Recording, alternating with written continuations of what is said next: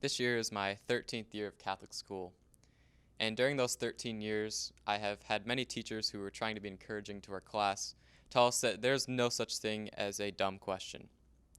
Now, I don't know about you, but I cringe every time I hear this because there are plenty of useless, pointless questions.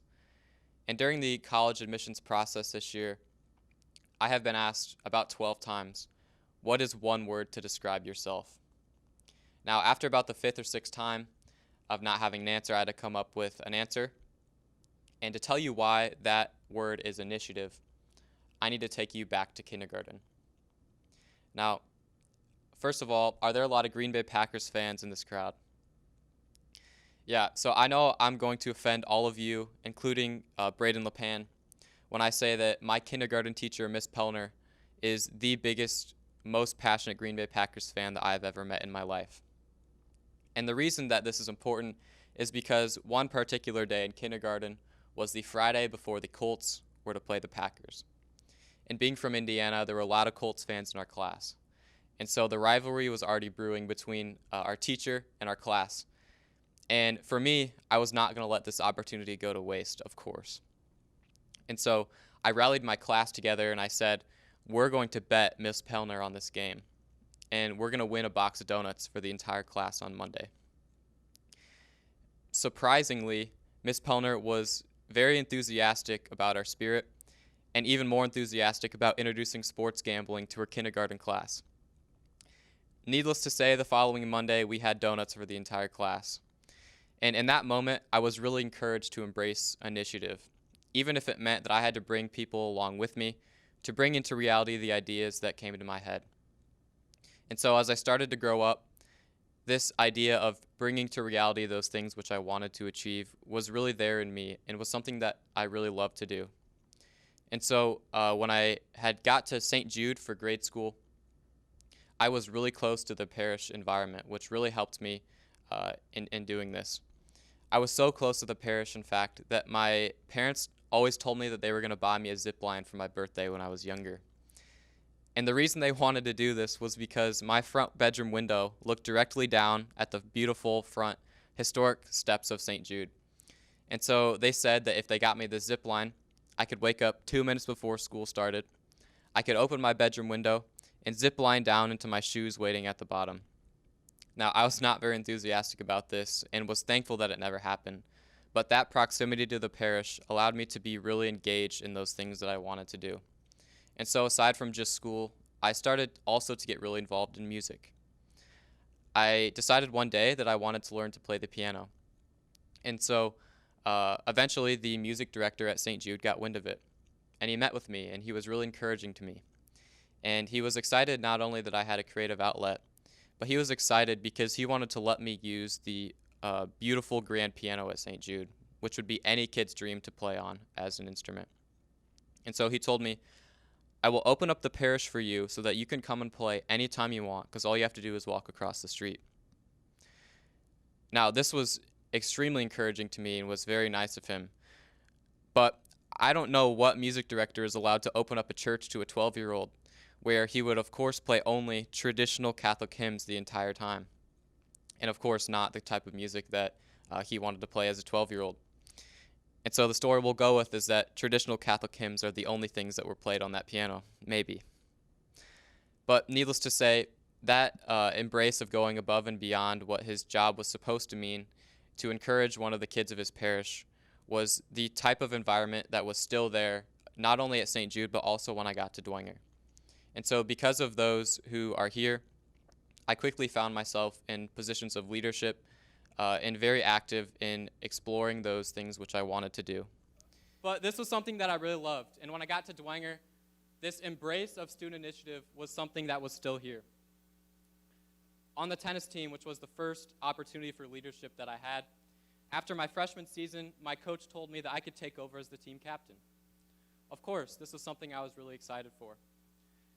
And my coach was excited too, because this meant that for his anatomy class, he could stay after school and his students could come in and retake tests or finish labs or get extra help from him. What Coach Kale did not know at that time was the student that he entrusted to stretch, make sure we were not going to Wendy's before practice, make sure that we were drilling.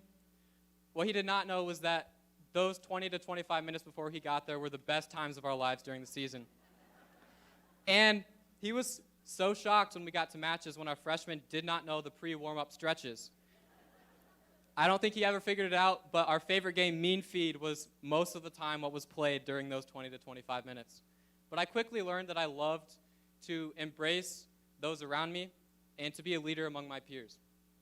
And so outside of just tennis, I would also love to be involved in school. And so I know Mr. Kenny's here today. Where is he? So Mr. Kenny, I don't know if you remember this. I don't remember if it was sophomore year or at the beginning of this semester. But I came to your class, and I had a question about canon law. Mr. Kenny, when I asked him this question, I forget exactly what it was. He went to the back of his classroom, and he took out a code of canon law that Bishop Darcy had given to him when he passed away. And in this code of canon law were all kinds of handwritten notes from Bishop Darcy. Now, after he answered my question, he started flipping through the code of canon law. And we started talking about a lot of the notes that were written down there were there from when Bishop Darcy was trying to figure out how to guide his diocese effectively. And after a while, I realized 10, 15, 20 minutes had gone by, and Mr. Kenny was really going to abandon the curriculum for the day because I had a question and I was embracing of a topic that he had expertise in. And this was not an occurrence that was just there with Mr. Kenny. Many times in my education here at Bishop Dwenger, teachers have gone above and beyond to accommodate the interests of those students that were there. I remember one other time I was asked to serve Mass by Senora Becker. Now, I was no stranger to pastoral ministry and the administration of the sacraments here. I love serving Mass. I was here to pray before school. I attended Mass sometimes with my dad before school with Father Jay or Father David, and I was really involved with pastoral ministry. So when she asked me, of course, I said yes to serving Mass. Now, what I did not realize at that time that I should have realized was that this was not Father Jay asking me to serve Mass. This was not Mr. Garrett asking me to serve Mass. This was Senora Becker. And this Mass would be entirely in Spanish. I had never been to an entirely Spanish Mass before, but it gets better. The celebrant for this Mass was not Father Jay or Father David. The celebrant for this Mass was Bishop Rhodes. So my first ever Spanish Mass was to be served by the bishop, where I really had no idea what was going on other than my experience that had been an English Mass.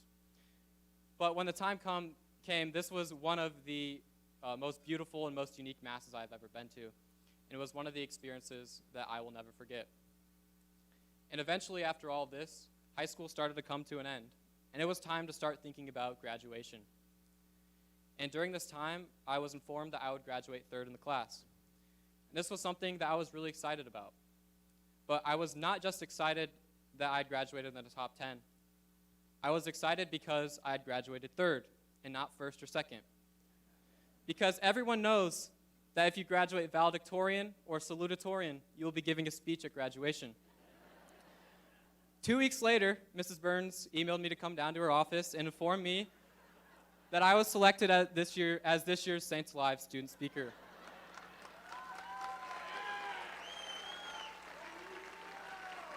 Yeah.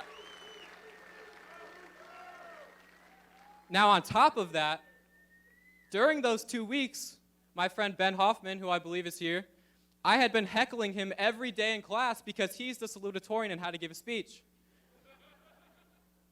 But jokes aside, I'm extremely grateful for this opportunity to have been able to talk to you all about a little bit about my life. But at this point, the reason I talked a little bit about my story is a little bit different than what you might expect. Now, in years past, I'm sure the speakers who have been in this position have talked about the tangible effects of a donation that you might make to Dwenger this evening. But to show you why my story is a little bit different, I want to ask you a question. What is one word to describe what your donation would mean to Bishop Dwenger? Now, the terms given in previous years are simple. They're expectable. They're predictable. We know that it means lower tuition costs for people who would not be able to attend. We know that your donations to Bishop Dwenger previously have meant capital improvements. They've meant a brand new chapel that is amazing and beautiful. They've meant a place to play football, a new stadium. Of course, These are great examples. They're all true. They're very valid. But if you remember to the beginning, I'm not a fan of pointless, useless questions. And believe it or not, this question is pointless and useless. How can we possibly predict the effects of what your donation might mean? And to explain why, here's why. How could Miss Pellner, my kindergarten teacher, have known that by introducing sports gambling to her kindergarten class, she was inspiring an embrace of initiative in one of her students? How could the music director at St. Jude or Mr. Kenny have known that by going beyond the scope of what their job is supposed to be, that they were inspiring me to have a creative outlet, to explore the topics that I really wanted to learn about? The same goes for Coach Kale or Senora Becker, or Bishop Darcy, or those who donated to have the instrument, the grand piano at St. Jude. They could not possibly have predicted at the time they made their contribution how those would be used. And so instead of asking you a pointless question about predicting outcomes that cannot be predicted, I want to leave you with this. Do you want to contribute opportunity, resources? Do you want to be a part of a legacy for students to walk these halls who are uniquely talented?